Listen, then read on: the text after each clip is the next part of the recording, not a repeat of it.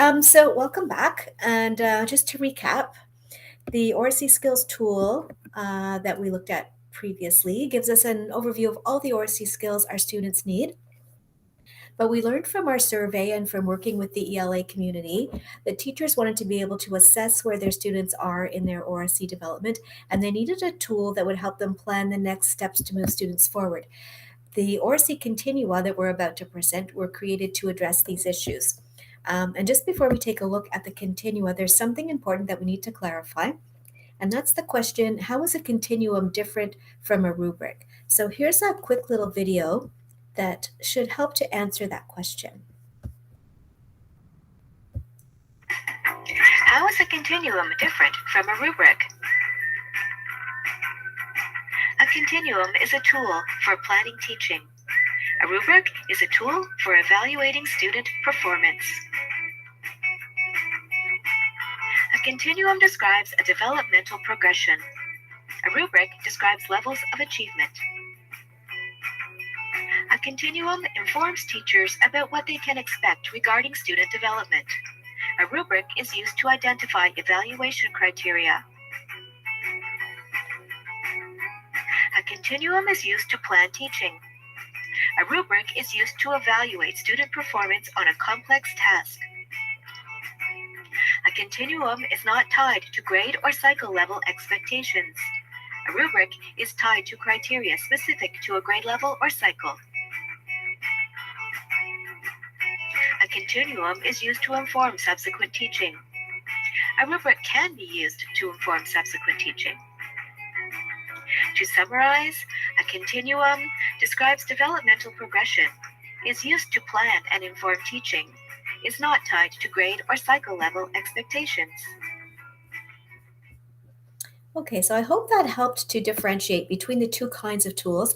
And I think as we look at the continua, that will also help to illustrate the difference between a rubric and a continuum. Oh, there we go. Okay, so we're going to present to you two developmental continua. One is designed to help teachers situate students in order to plan instruction and provide feedback. The other is designed to help students reflect on their learning and set goals. So they were modeled on the reader response learning continuum that's on Literacy Today. You may be familiar with that already. These continua reflect a developmental view of Oracy from elementary school through secondary school and beyond, and they describe a learner's progression in Oracy over time. And it's important to note that a learner might be at different places on a continuum at one point in time, based on the complexity of the task, the learning context, and the nature of the supports being offered. So, for example, a student might be very self-confident and articulate when in conversation with a friend, but in a whole class discussion, they might be very shy and have trouble expressing their thoughts. You'll notice that the color-coded strands carry over from the Oracy Skills tool, and the Oracy Skills tool describes what to teach, while the continua describe the skills in action. So we'll take a look at each of the continua one at a time. Here's the developmental continuum for planning instruction and providing feedback. Sometimes we call it the teacher continuum. And please remember, it's not a rubric. So the focus is on improving learning and moving students forward. It's not about grades. And we know that teachers need to have marks, but with these continua, we're working on helping students learn and progress and improve their Oracy skills so that when it is time to evaluate the students, maybe on a complex task with a rubric attached, students will be prepared to do their best.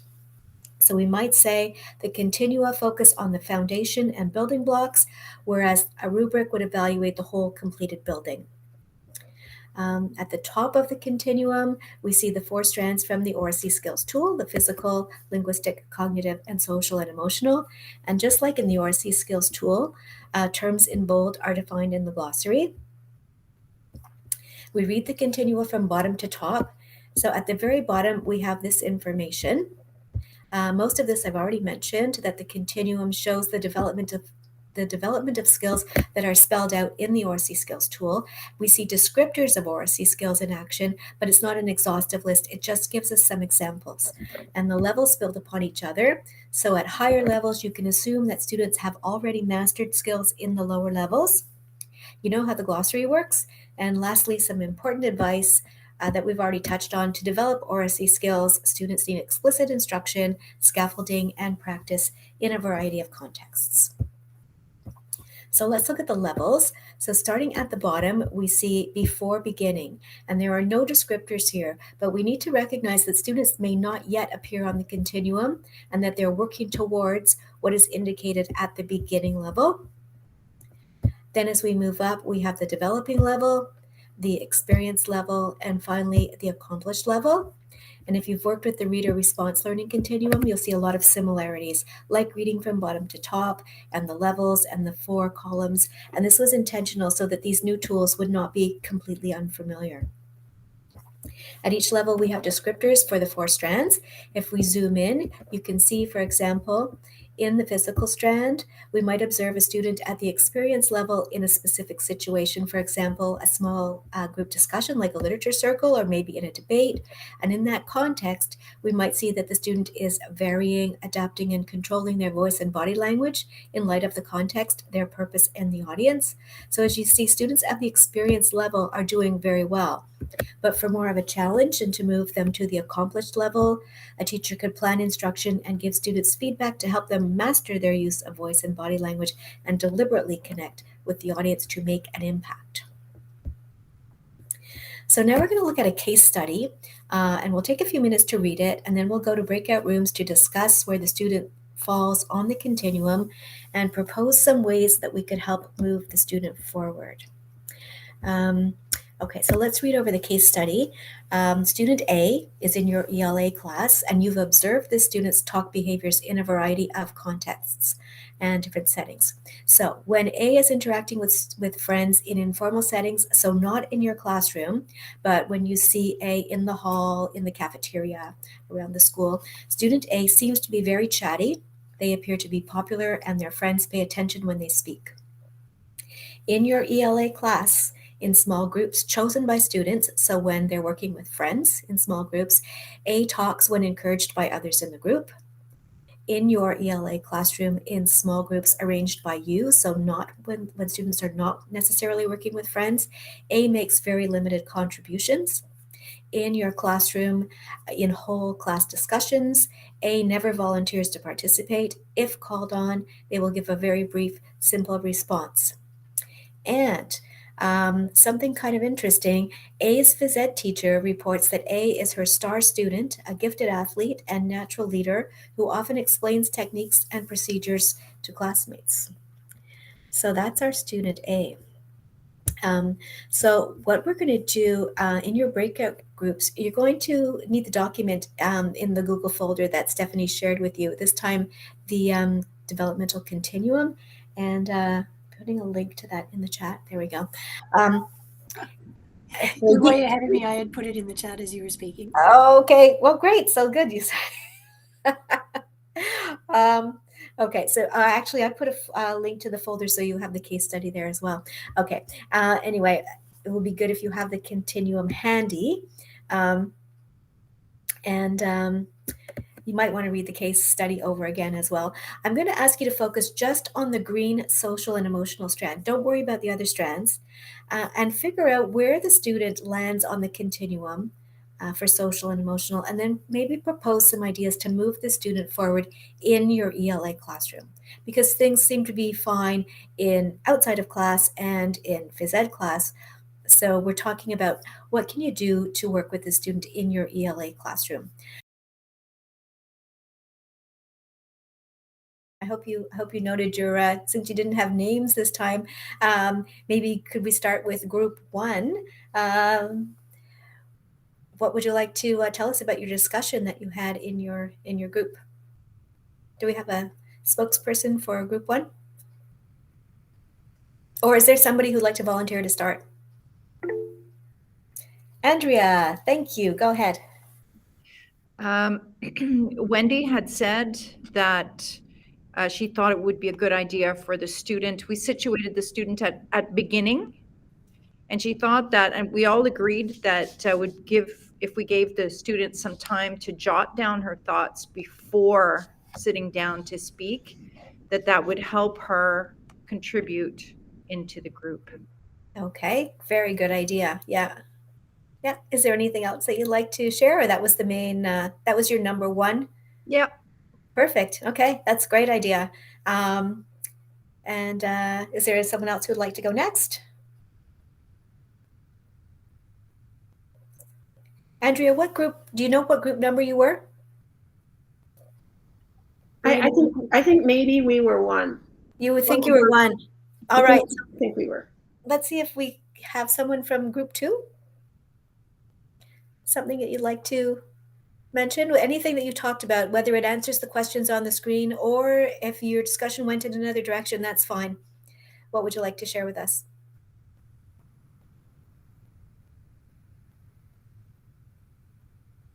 Group 2 is the quiet group.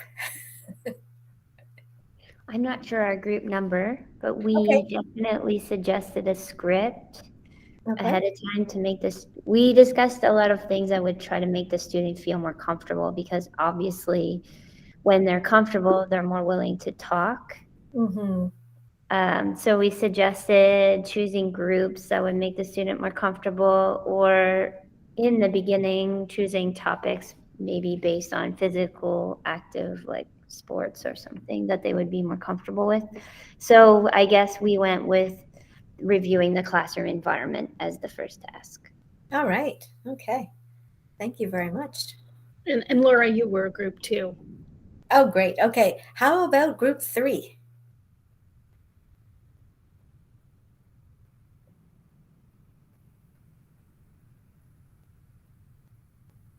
Group 3?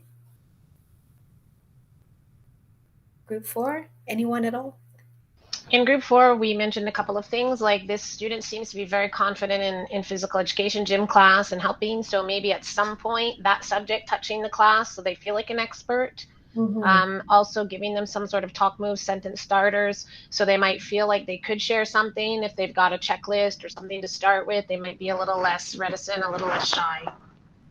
Yeah, great ideas. And they really tie in with what the other groups have said as well. So helping them to know what to say, how to say, time to think about what they want to say, and giving them a topic that speaks to them that they're comfortable with. Yeah, so we have one more group. Do you have something else that you could add? I just wanted to add something for our group 4 discussion, that we placed the student in the developing part of the continuum, because the developing one stated that it was taught in a variety of contexts. And so we can't just look at this student in that whole class discussion who's giving simple answers, but we can look at them socially outside of class and in phys ed as well. So we thought they were a little bit past the beginning stage. Okay, you know what? That's really interesting, Marina, because I mentioned that earlier, that a student could fall at different spots on the continuum at the same time. So, like last week, we saw this student shine in phys ed class. We saw this student in social situations outside of class, being very comfortable, but in class, really not at all at the same level. So that's a really good example of how the student could be situated in different spots depending on the context. So that's a good point that you raised. Okay. Any other final words before we move on? Well, you almost think, you almost wonder, sorry, let me think for a minute. You need to do a little more investigation in terms of why, right? Like, why isn't she contributing? I think before you know where to go with her, it's a question of, does she not feel comfortable, or does she not feel confident in the subject? Or like, we can't assume it's because she, that she doesn't feel confident. We really don't know. So you have to know the student always before you kind of put them on it's hard with a case study. Exactly. Because you don't really know the student, but when you have the opportunity to actually see the student in various situations, etc., the student better. It's easier to place them on the continuum for sure. Yeah, and that's very true. In an exercise, we're just kind of, as we're making assumptions. We don't know the student. So yeah, thanks, Wendy. That's really important as well. Daryl, your hand is up. Go ahead. Yep, I agree with Wendy completely. And one of the things I find is asking the kid away from the peer group. So have the kid stay back a little bit and go, you know what, your gym teacher says you're amazing. And in here, you're a mouse. And I need to get a little bit of the gym teacher side of you into here and then see what they say. Yeah. Absolutely. That's a great strategy too. So we've heard a lot of really wonderful ideas. Um, and I see some interesting things in the chat as well. So yeah, I invite you to read those great comments there too, if you have not already. Really great suggestions and a good variety of things that we could do to help our student in the case study. So we plan to make the developmental Oracy continuum interactive, just like the reader response continuum on Literacy Today. So that means after situating a student, you could generate teaching ideas for students in every strand and at every level. So in this case, I'm going to give you an idea of what some of the sample teaching ideas will look like for the social and emotional strand. And you can see how they're organized with ideas for how to move students up through the levels.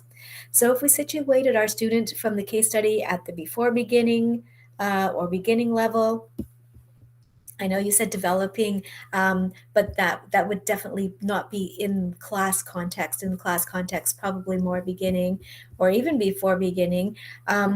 We hope that we would want to move our students towards this.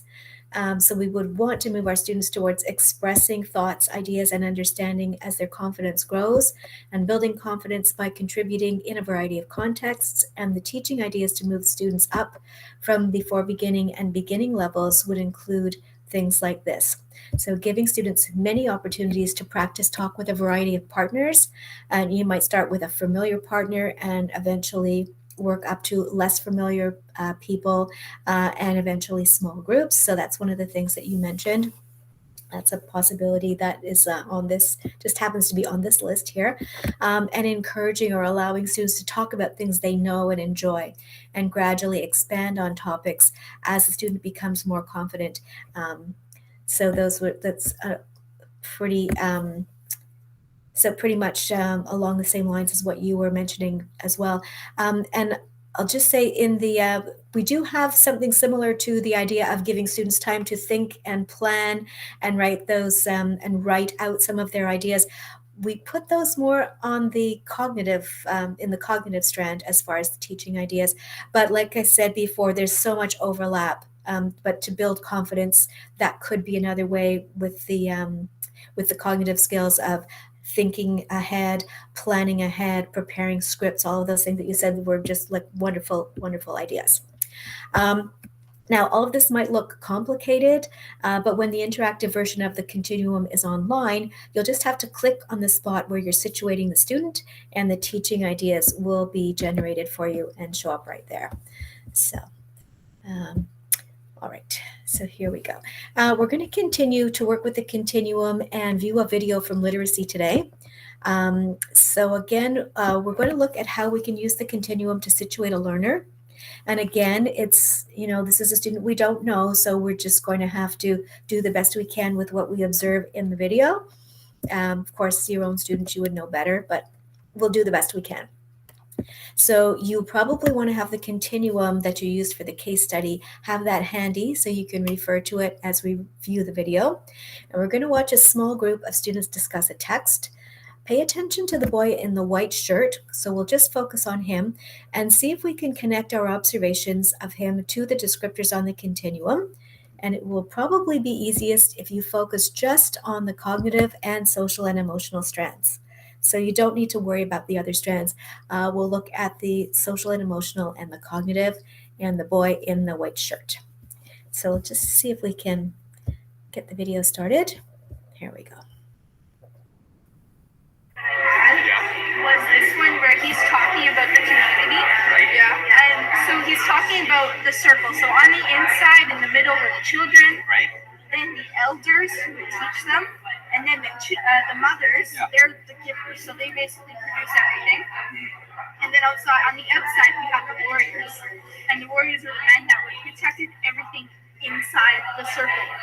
So one thing that Juliana actually just noticed was outside of his pupil, that's the outside circle where the warriors are protected. Oh, that makes so much sense. Right? Okay, I get it. That's quite interesting. Yeah, the title, right? Right, the title. Okay. Oh, okay. What meaning do you think the title has? It's basically him being on the outside circle, right? Because he's a warrior. Does that mean anything? But he's on the outside of the circle on the cover page. That doesn't make any sense. He's here, that the spirit bearer is on the outside, but why is he on the inside? Do you think it could be because he's projecting? He needs protecting. He's still vulnerable at this time. Yeah, because right in the book when he was like in jail and everything, he was like broken. Like the bear is going outside the circle. Right. Well, why do you think his heart is beating? Do you know? Well, from his tattoo, remember? From his tattoo, but why? It's either he's a really bad tattoo artist or there's like some meaning that we don't understand, guys. It's almost like everything that has plagued the natives for such a long time is now his burden, stuff that he has to worry about now. So we can see here, like 1867 Indian Act, in the 60s. And that's like tattooed on, right? Exactly. So we can see that it's not like really tattooed on. No, it's not really tattooed Like, on. it's sort of like It's a burden figurative. he has to hold. Exactly. Right. It's like that they're all wearing a mask, right? What's the mask represent? Like, I don't get it. I always thought because it's always like. Okay, we're going to stop at this point. Let's see if we can situate the student in the white shirt on the continuum. And for the physical strand, I don't think there's anything special that we need to mention at this point, nothing special of note. Same for the linguistic strand. And remember, it's not necessary to examine all the strands all the time, and it's not always practical, especially when you're just beginning to work with the tool and trying to become familiar with it. So if we look at the social and emotional strand, we'll start there, perhaps at the developing level. And I'd say our student has this covered. He follows social conventions for the most part, demonstrates listening with his verbal and nonverbal responses. He builds confidence by contributing. And if we move up to experienced, this looks like the best fit for him. He listens actively and responds to the ideas of others, and he contributes in an assured manner through positive interactions. And in this context, in this clip, I'm not sure about reading an audience and adapting. We don't really have any evidence, so we can't make a judgment on that, and that's okay. It's perfectly fine. If we look at the cognitive, let's start at the beginning level. It looks like he's got this. He shares ideas. He seems to have more than an emerging awareness of audience and purpose, and he adjusts thinking and organizes ideas. We see this when he listens, asks follow-up questions, and uses new information to move the discussion forward. So let's look at the developing level.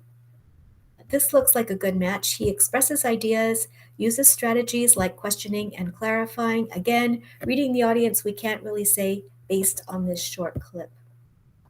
And you've probably noticed that there's a certain amount of overlap. For example, we've seen references to the audience in both the cognitive and social and emotional strands. And in the linguistic and physical strands, we'll see references to audience there too. Just keep this in mind that although the skills and descriptors are in nice little boxes on the continua, in reality, they can overlap quite a lot. And sometimes it's more important to recognize what students are doing and help them move forward than it is to identify precisely which strand they're working on. So now that we've situated our student, we might want to plan some specific instruction or give him some feedback. And I think I'd focus on the cognitive strand and see if we can move him forward from developing to experienced.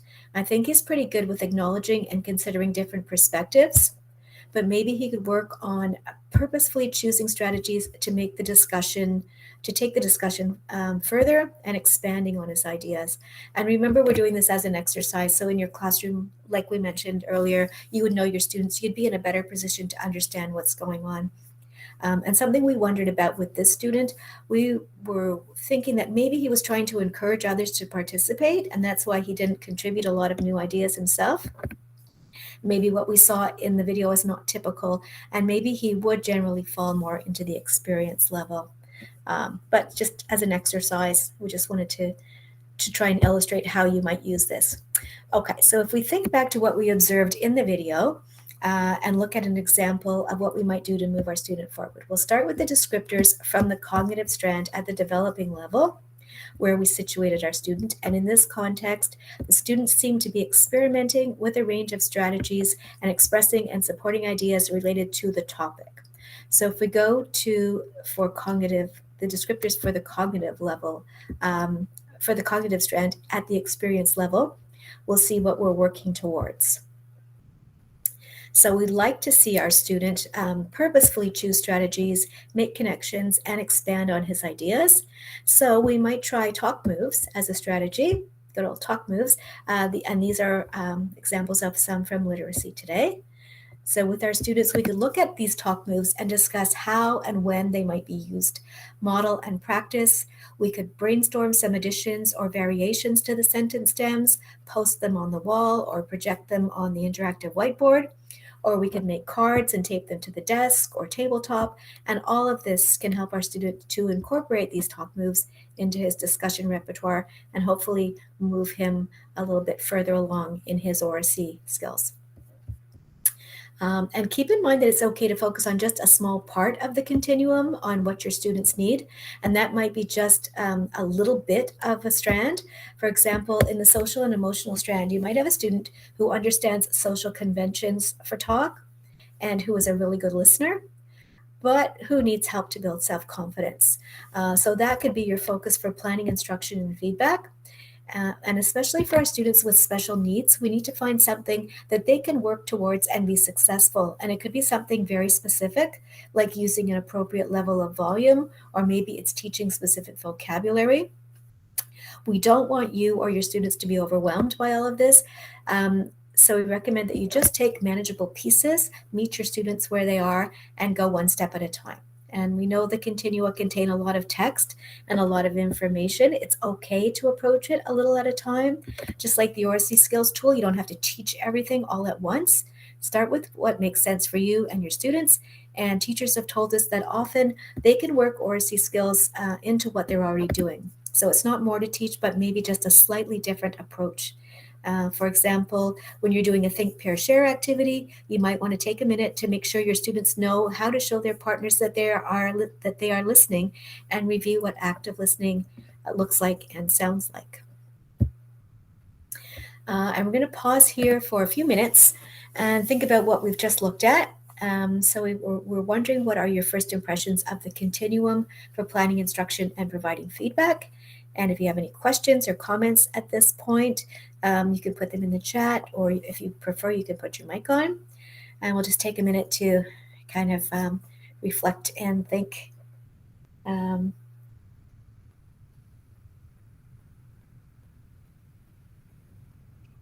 would mention that, Marina, I hope you don't mind me sharing, but one of the ways she made this sort of manageable for her kids is that she broke the continuum up into bookmarks and focused on, Marina, I don't know if you want to share a little bit more, but you have to, I don't want to put you on the spot. But the bookmarks idea was neat because it focused kids on one strand, it focused the teaching strategies on one strand, so that kind of worked really well. Well, what that kind of stemmed from was like a discussion with you, Stephanie, and Christine, who were like our little talk group. And we, after looking at the student one, realized this is like a lot for a student to look at, and the vocabulary for some students was not as accessible. So what we did was we broke down the continuums, maybe simplified them just a little bit based on the student one, but without changing it at all, just maybe using some synonyms, and then having them kind of back to front. So we had, like, for example, like the physical on one side and then the social emotional on the other side, and they'd get handed out at the beginning of the lesson, be like, today when we do our talk lesson, we're really going to focus on these things. And we had already like taught the skills related to that before. So it was just for the students to kind of give a little self-assessment. And then at the end, they would do a little exit ticket style thing based on that continuum, so that they don't just place themselves on it, but like explain why they think they were there. And that seemed to work for us. Yeah, I'm sure that worked really, really well for your students. That's we really like that idea of making the bookmark, taking like a slice, so that you're not overwhelmed by looking at everything at the same time. Thank you very much for sharing, and Stephanie, thank you very much for giving Marina the little push there to tell us what she does with her students. So thank you. Okay, I see some interesting comments in the chat. Is there anything else we want to add at this point? Or you can put your mic on as well, of course, if you want to do that.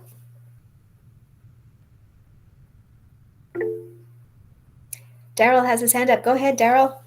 I find the key to all of this for me in elementary school is the listening component. I find that once you give the active listening and you give the positive reinforcement and it's all nailed down, then it's the only time my kids take a risk and stick their necks out, because they know they're not going to be laughed at. They know they're not going to be mocked or shot down or anything else. And so I spend a lot of time on that in September, and then I find the rest comes from that. Yeah, and that's a great point, is to start where you think the need is most important. What do you need as a foundation? So that makes a lot of sense to start at that point, and it works for you. It's good. All right. I think a bonus of the continuum is that it makes some things more observable and less sort of abstract. When we look at the program and we think about talk and how to teach talk and how to assess talk, and sometimes it can feel a little abstract. And so for me, the continuum helps make things a little more concrete, and like now I know what I'm looking for. I know what I'm looking for at kind of multiple levels, and I also know sort of what my next level up is, so that I can strategize to get there. So anyway, and I know I was part of like the development, but at the same time, like I was always had my teacher glasses on when I was working on the project, to say, boy, it would, let's make it something we can see. The statement is, can I see it? Can I see students doing it? Can I help them improve? That sort of thing. So great. Thanks, Stephanie. Daryl, you wanted to add to that?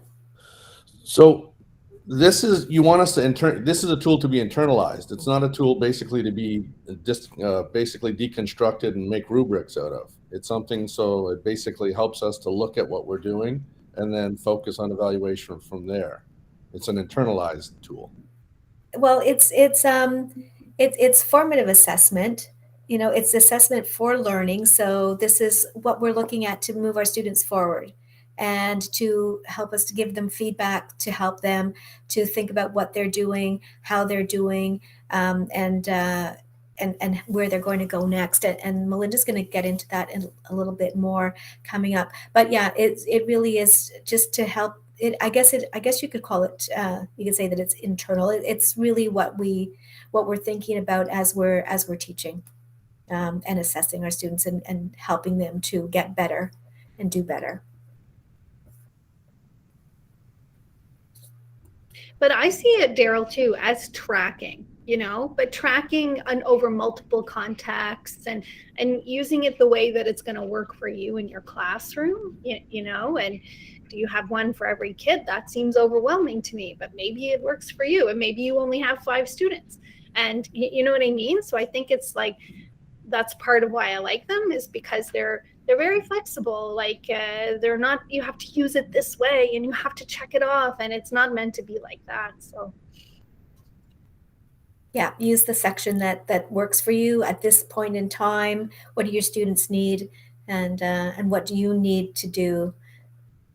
Not like this whole big thing that's full of text that's like, oh, I have to do all of this and I have to assess all of this, I have to teach all of this, and oh my goodness, it's just too much. Because yeah, we need to go easy on ourselves too, and do what makes sense, and one step at a time. Any other comments or questions before we go on? I think we're all right, and I think at this point I'm going to pass it back to Melinda.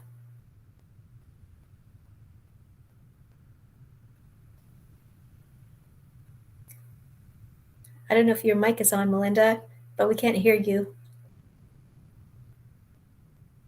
I know. Sorry about that. I was sharing my screen, and then there was a thing that said Masky, which was over the top of my microphone that I had to get rid of. Okay, so you should be able to see my screen now. All right. It's okay? Looks All good. right. Thank you. All righty then. So Dawn went into some detail explaining how you can use the continuum to basically plan instruction, but it's also a tool that's been designed to help you figure out where to focus if you want to give feedback to the students. You may be familiar with John Hattie's groundbreaking study, Visible Learning, and he ranked hundreds of influences and their direct impact on learning outcomes, and feedback was ranked as one of the top 10 influences on student learning. And formative assessments can shape feedback and instruction as the teacher figures out what they need to teach next in light of what students have already learned and what they need to learn to go forward. So in this way, feedback can drive learning as students use that feedback to improve their performance. So a quick word on feedback. There are essentially 3 different types of feedback. The first and most popular type of feedback is often just generic praise, and you hear it a lot. So for example, wow, that was great, you did such a good job, which is really nice for the student to hear.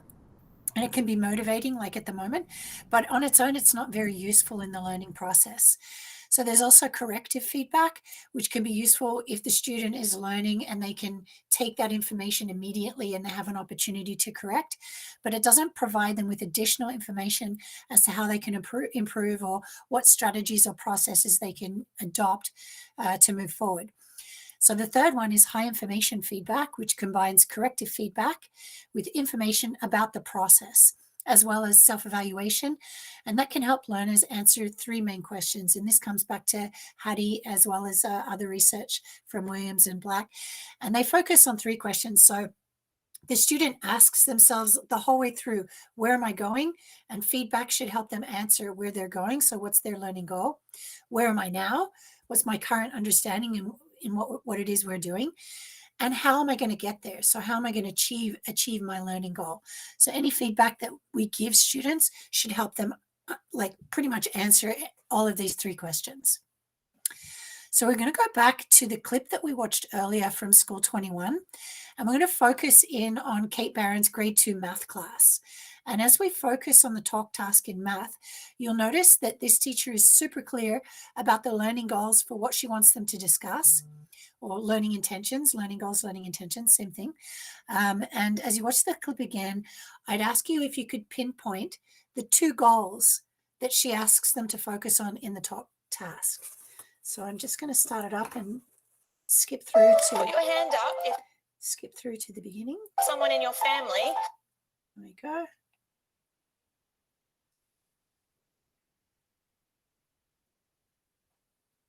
So I'll pick it up here. There are 3 children. All right, let's see. I would say that I'd always encouraged talk in my maths lessons before, but what's changed is that I really plan very carefully for talk, and I model and structure the talk very explicitly. Okay, so we're going to go and do our talk task. The talk task, they get to practice what they've done in the new learning, and they're talking through what they're doing. So it's about developing their vocabulary and language of explanation. We were talking about fractions. We done like 4 circles, and then we needed to share 24 in each group. 1, 2, 3, 4, 5, 6. Your turn. We were using sentences to help us. 24 shared equally between 4 children is equal to 6. Okay, so I'll stop it there. Did anybody notice the 2 very specific goals that she wanted the kids to focus on in the talk task?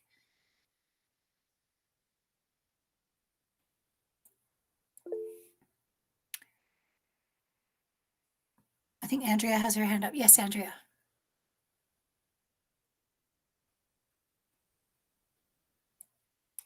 I think your mic is off, Andrea. We can't hear you. Sorry. To practice to the skills, to practice the talk through, and to use the vocabulary. That's what I thought I understood, but I may have only gotten one of those. Yeah, absolutely. She wants, well, she's creating an opportunity for them to practice their new learning through talk. Vocabulary was one of the goals, and the language of explanation. So they're the 2 things that she wanted to focus on. Okay. All right. So, hold on, my little image is coming up. Here it is. So there were 2 very specific goals. The first goal was to use the new math vocabulary. So this goes back to the linguistic strand under language. And I'm thinking a lot as I'm presenting this, what the perceptions were when you were coming out of your jigsaw at the very beginning and looking at each of the strands individually. And I think a lot of the original perceptions this morning at the beginning were equating the skills in the tool with presentational talk. And I'm hoping that sort of as we move through the morning, we can see how these skills play very easily into explorational talk as well. So here she wanted them to focus on the linguistic strand, and she also wanted to use the language of explanation. So they're focusing on the cognitive strand as well. So there were sentences that the teacher provided them with various manipulatives that they had that were supporting the students in both of these goals as they were talking their way through the task. And the feedback for these students should focus very closely on the learning goals. So whether or not the students were successful. So any feedback that this teacher is going to give them should go back to the original goals. So how well did they use the new math vocabulary? And did they question, did they explain, and did they support their observations? Were they making connections to the new learning material and expanding their ideas? So feedback is not going to focus on whether or not they got the right answer or the wrong answer. But if they do make mistakes, those mistakes are going to be learning opportunities and become part of the discussion. Okay, so we want to use feedback to help our students answer the questions, as I said before. How do I get there? So where am I going? How do I achieve my goal? And this is an opportunity for teachers to shift the focus. And we're going to show you a third tool right now because self-evaluation, reflection, and goal setting all have significantly positive effects on learning outcomes, which is why we also developed a student version of the Oracy Continuum. So that's what you can see on your screen here. The student continuum of Oracy Skills is for reflection and goal setting, and it takes the metacognitive strand from the Oracy Skills tool that we saw earlier this morning, and it places the metacognitive strand at the very top as the overarching or the umbrella strand. So you can see that it's really similar to what we looked at in the teacher continuum, but the descriptors are a little bit different. So you still have the same strands, and they're exactly the same as the teacher continuum. The physical strand, we're looking at voice and body language. The linguistic strand, we're looking at the same skills. Cognitive strand, social and emotional strand as well, looking at the same skills. But when we hone in, you can see that the descriptors have changed slightly because now they've become I statements. So when the student looks at it, they're looking at it in terms of I statements. So how can we basically encourage students? Let's say we focus on these grade 2 kids that we just looked at in the video. How could we encourage these students to reflect on the talk task that they just did?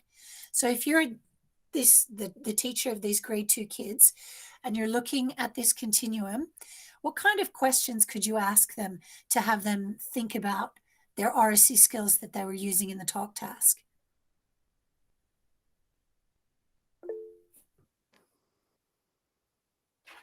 Daryl.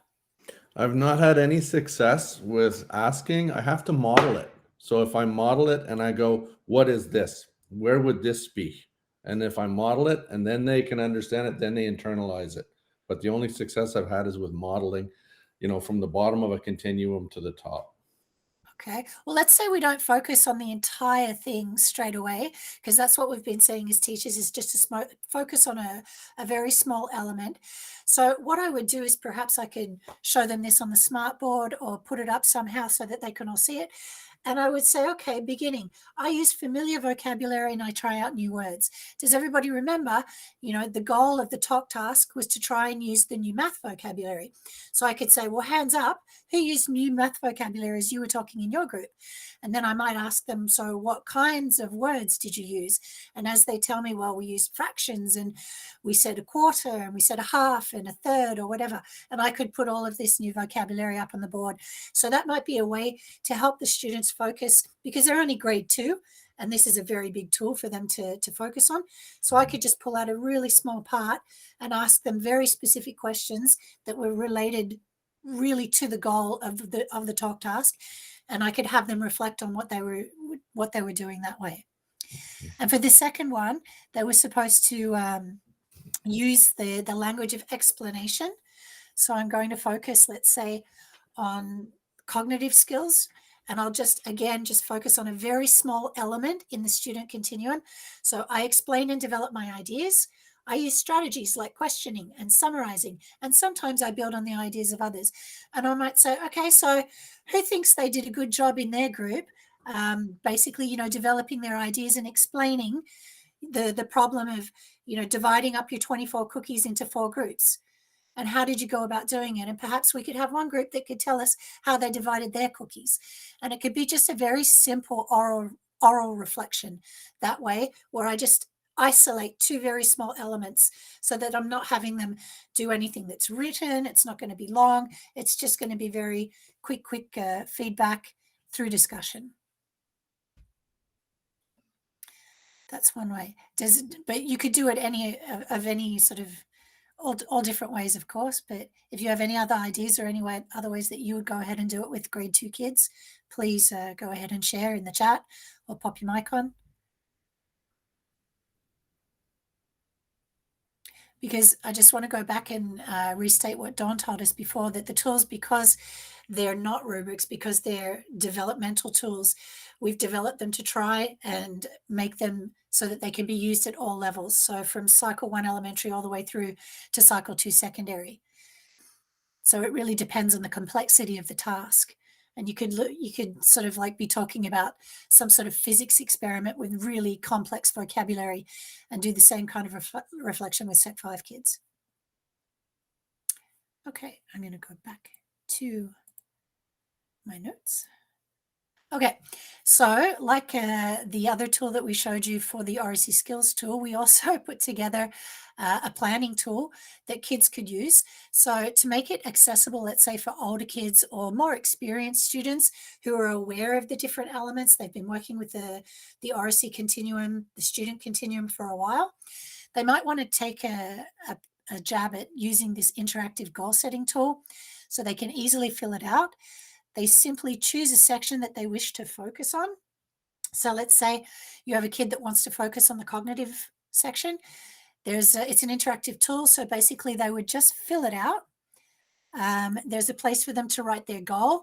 So I'm going to use the tool, and my goal is going to be, I want to support my ideas and opinions with pertinent information and consider different perspectives. So I want to move from the developmental level to experienced. So what's the strategy that I'm going to use to help myself get there? Well, my plan is to use talk moves that I've learned and that can help support my ideas and opinions. So I might use talk moves like, well, for example, or as it says in the text, or to build on and challenge the ideas, I might say things like, well, I would add that, or I'd like to say more about this. And then there's a little section at the top that they can tick if they feel that after some work they've been doing on this, that they've met their goal, or they could maybe it still requires practice, so they can check requires practice. And this is something that they can use during a teacher-student peer conference. And they could go over sort of like, well, I'd set myself a goal. I really wanted to work on this. I think I still need to practice, or I think I've nailed it and I'm ready to set myself a new goal. And they can choose their goal from right across the spectrum: physical, linguistic, cognitive, social, and emotional. So that's just one tool that you might want to use with older students to help them plan and set their own goals and incorporate their own strategies. Are there any comments on this? I know I feel like I'm overwhelming you because we're giving you so much information, but this tool will be available in the Google folder. It's not something that you have to use with students. It's really an optional tool that's just there to support the student continuum, that's all. Then a few reminders. We know it looks like a lot to take in, but for all of them, just focus on one skill at a time. Just isolate what's manageable. The student continuum, it's really easily recognizable from the teacher continuum because you have this metacognitive turquoise strand at the top. All of the tools share the same color-coded strands from one to the other. The glossary is good for all of the tools, so you can go to the glossary, or hopefully when we get this up online, you'll be able to just mouse over and the definition will come up for you. And like Dawn mentioned, it will be an interactive tool. The teacher continuum will be interactive. So you'll have little check marks next to each of the descriptors that when you check on, you'll be able to go up and generate your teaching ideas. And it'll just give you a list of things that you can do with the students to move them forward. So that's a lot of information. Time for you to take a few minutes to just think about all of this: the Oracy Skills tool, the teacher continuum, the student continuum, where you were this morning when you joined us and where you are now. Has your thinking changed at all? Are you overwhelmed? Do you wish you didn't come? How are you feeling with all of this?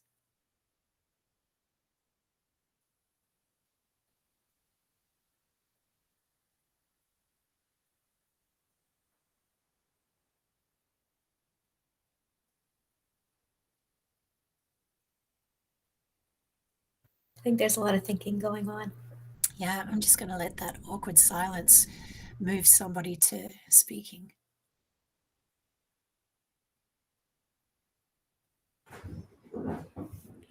Coming from the UK to here, like I find all the different dialects and class awareness when it comes to language seems to be particularly relevant in the UK.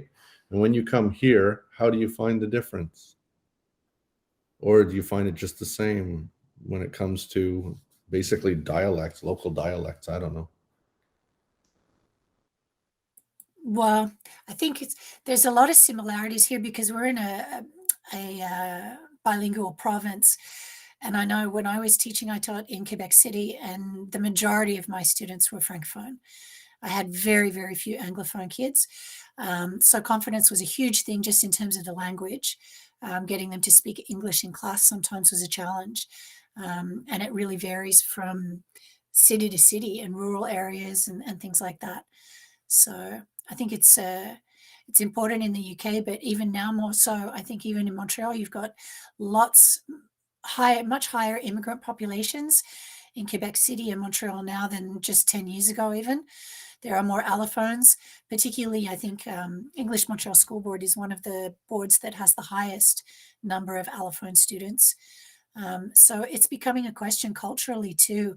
You know, these kids that they were saying in the video who don't feel that it's their place to speak because culturally, you know, it's better to be seen and not heard. Sometimes in school, we've got to try and manage to get those kids feeling like they can have a voice in the classroom. Thanks. Pleasure. And kind of building on that, it's important to remember, I think, that there are students in contexts where they're not necessarily going to communicate in a traditional way, right? But then we have to provide them other ways of communicating, you know, like children on the spectrum and children with anxiety disorder and different things like that. And then, but those students can also communicate, and we just have to provide them with the tools and the strategies to do so, and to make sure that we're paying attention to that, you know. And that's a struggle I know that teachers have. Like, what do I do with a student who's nonverbal and I have to assess them and talk? And, you know, we definitely recognize that that's a struggle. So in some Indigenous cultures, it's not, children are taught not to make eye contact, for example. So all those things, you know, you're using your professional judgment and your experience to pay attention to those students as well.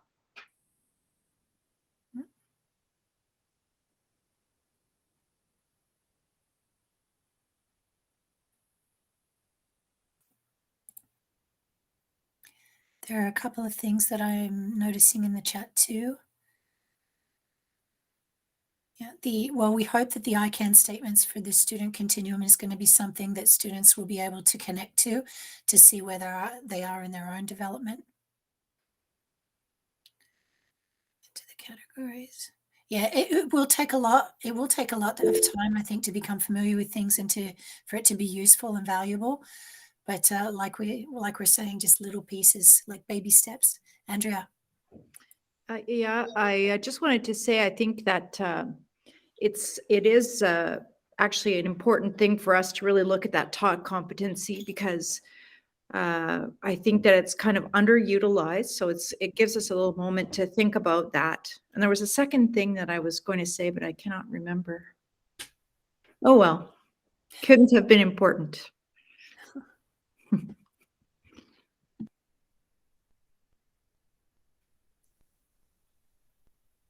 We know that you do have to provide these students with a grade at the end of the day, but all of these tools are formative assessment tools. So they're really to help your kids, to help push them forward, move them forward. Yes, Andrea.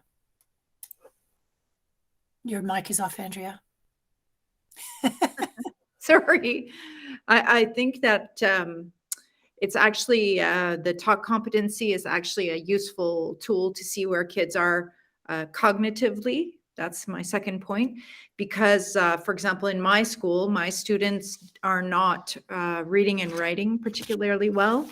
But for example, I have one student that is in grade 4. He doesn't read very well. He reads, it's difficult for him, but he speaks very, very well. And he's very, very articulate, and he has a lot of ideas. He can make a lot of connections. And the only way that I can know that is through the talk competency. And that has really helped him also to feel a little bit more confident, because he can grapple with some really good, like some really sophisticated ideas, but he could not write them down. Mm-hmm. So I find that it helps him, and it helps me kind of get to know where he's at, like cognitively, what's happening in there. Absolutely.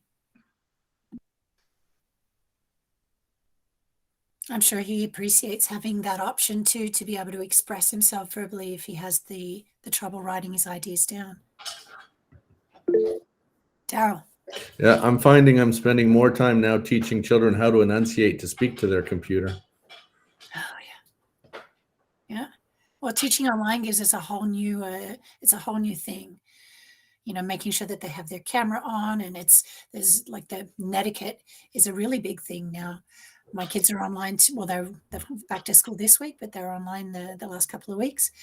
They have to have their cameras on at all times, and the mic off, turn the mic on only when you want to speak. And hopefully what's happening is that these opportunities, it's an opportunity for teachers too, because I'm listening to like what they're doing on class.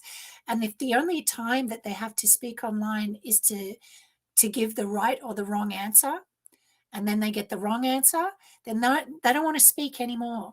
So I think teachers have to be really careful about the types of questions and the types of talk that they want kids to do online, so that it's not just right or wrong answers. So that part of it, a big part of it, is like you're going to make mistakes, and that's okay, because that's part of the process, but let's learn from those mistakes. One of the things that I found just by accident was leaving the meeting open after we finished class for 30 minutes. And I told them, everyone's mom can hear you. We can all hear you. But the interaction, the social interaction was so important during that time. And I didn't even think of it. It just happened spontaneously. Yeah, that's nice. Are there any questions about any of the tools? If they come to you afterwards, you can always contact. It's not just online. Yeah, it's not. If you have questions, you can ask Stephanie, or you can email either Dawn or myself, and I will pop that email address on the screen. Whoops. Oh, a couple of things we want to mention before we go to. We are in the midst of developing an Oracy Toolkit. So, the main tools that we've shown you today, the Oracy Skills, the Teacher Continuum, the Student Continuum, and the Planning tools, they'll be part of this Oracy Toolkit, but there will also be lots of other support tools that will be part of the toolkit as well. It will be eventually available on Literacy Today, and we're working on having that up. So hopefully everything will be ready to roll at the beginning of the new school year at the end of August. So you can access everything there. If you start using the tools now, we're doing a Q&A feedback session in April. So if you have questions, if you want to talk to other teachers who've started using the tools as well, if you want to share some challenges that you've had with the tools or what works well, you can enroll for that. It's April 17, and it's available. The registration is on the ministry website through the Offre de Formation. And you can also... What's here? Okay, the Google folder, you have a QR code if you want to access the Google folder here, and there's a QR code too to Literacy Today if you want to access that and bookmark it. There's tons of other resources on Literacy Today. It's basically a site that's created by teachers for teachers, and it's distinctly for our program. So there's resources for talk, for reading, for writing, for differentiation, formative assessment, and things like that. We have a Facebook group.